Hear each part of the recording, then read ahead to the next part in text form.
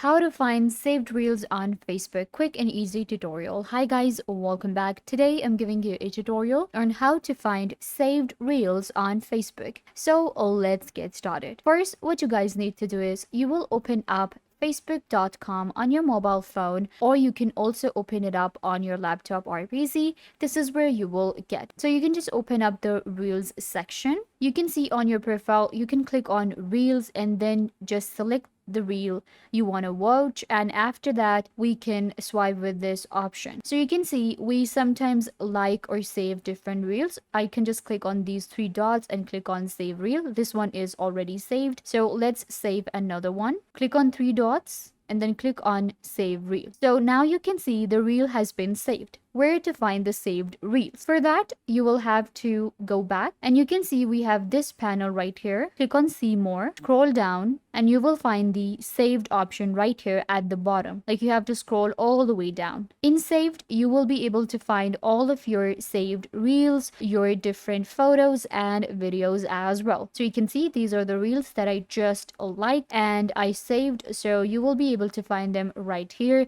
Now you can also create a collection on Facebook.